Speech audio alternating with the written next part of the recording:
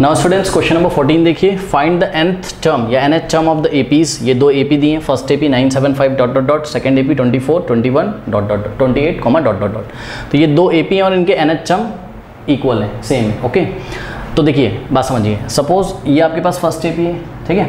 Suppose first AP के nth term को मैं ए स्मॉल ए एन से दिखा रहा हूँ, ठीक है। तो इसका nth टर्म क्या हो जाएगा, फॉर्मूला क्या होता है, A plus N minus one into D. A क्या होता है फर्स्ट टर्म, तो फर्स्ट टर्म कितना है इसका 9 plus N minus one into D, N minus one into D. D कितना हो जाएगा 7 माइनस 9 मतलब -2। ओके, तो ये हो गया nth term of the first AP. और सेकंड एपी का nth टर्म सपोज मैं कैपिटल ए एन से शो कर रहा हूँ। ओके, तो इसका जो nth टर्म है वो कितना हो जाएगा, A plus N minus one into D. A कितना है 24 और plus N minus one into D. D कितना है 21 माइनस 24 यानी कि -3 हो जाएगा। 21 माइनस 24 -3। अब दोनों के nth टर्म इक्वल है, आर द सेम पढ़ो, the nth term of the APs are same, मतलब ये जो ए एन है ये ए एन के इक्वल है। तो nth term of the first AP is equals to what, nth term of the second AP. कह रहा find the value of n, यहाँ से n की वैल्यू आ जाएगी। देखिए nth term of the first AP कितना है 9 plus n minus one into -2 is equals to nth term of the second AP 24 और plus n minus one into -3। Solve करते हैं इसको। तो देखिए कैसे सॉल्व करेंगे, 9 को आप राइट में भेज दो, तो यहाँ पे हो जाएगा आपके पास n माइनस वन और इंटू -2। ये इंटू मैंने नहीं लगाया यहाँ पर, उससे फ़र्क नहीं पड़ता, n माइनस वन में -2 मल्टीप्लाइड है, ये हमको पता है। 24 माइनस 9 कितना हो जाएगा 14 माइनस 9 कितना हो जाएगा 15, ठीक है। तो 24 माइनस 9 कितना हो गया, 9 उधर जाएगा, 24 माइनस 9 15 हो गया, ठीक। प्लस बचा आपके पास कितना, देखिए -3 इसमें मल्टीप्लाई करेगा तो आप -3 को आगे लिख सकते हो। जैसे आप -3 को आगे लिखोगे तो ये प्लस किस में चेंज जाएगा, माइनस में। तो -3 और n माइनस वन से मल्टीप्लाई हमको करना है, ठीक है। सॉल्व करते हैं, यहाँ भी कर सकता हूँ -2 इंटू n -2n और minus minus plus 2 into 1 2 is equals to.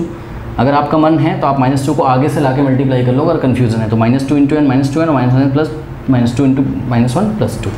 Okay, solve तो कर सकते हो। -3 into n -3n minus plus और 3 इंटू 1 3 हो जाएगा, ठीक है।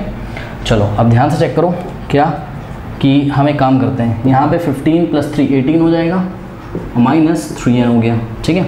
और यहाँ पर देखिए -2n और प्लस 2 और नेक्स्ट स्टेप में एक काम करो 3n, ये जो -3n है इसको इधर लेके आओ, तो ये पॉजिटिव 3n हो जाएगा, पॉजिटिव 3n हो गया और -2n यहीं पर रहा इज इक्वल्स टू 18। ओके, और 2 जाएगा राइट में तो 18 minus 2, 3n minus 2n n हो जाएगा, यानी कि जो n की वैल्यू आ गई वो कितनी आ गई आपके पास 18 माइनस 2 यानी कि 16, ठीक है।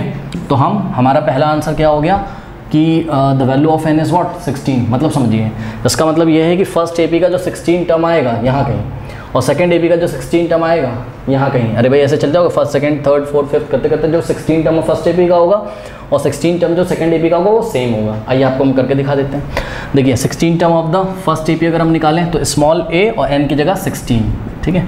तो 9 और प्लस 16 माइनस 1 कितना होता है 15, 15 इंटू -2 -30, ठीक है। तो -30 कितना आ गया -21। तो 16 term of the first AP का जो 16 टर्म है वो -21 है। अब सेकंड एपी का भी जो 16 टर्म होगा वो -21 ही होगा, आप करके देख लीजिए। पता है क्यों, क्योंकि उन्होंने क्या बोला था कि nth term of both the APs are the same. दोनों एपी का nth टर्म सेम था, n की वैल्यू 16 आई, यानी कि दोनों एपी का 16 टर्म क्या है सेम है। चेक करते हैं, 24 और प्लस 16 माइनस 1 15, 15 इंटू -3 -45 तो 24 -45 -21। तो देखा आपने कि इस एपी में अगर आप बढ़ते जाओगे तो 16 पोजीशन पे बैठा हुआ टर्म -21 होगा और सेकंड एपी में भी 16 पोजीशन पे बैठा हुआ टर्म -21 होगा। इन्होंने यही बात बोली थी, ऑल्सो फाइंड दैट टर्म, तो answer is that term is what -21। तो जिस टर्म की ये बात कर रहे हैं उस टर्म की जो वैल्यू है वो क्या है -21 है। कर लीजिए।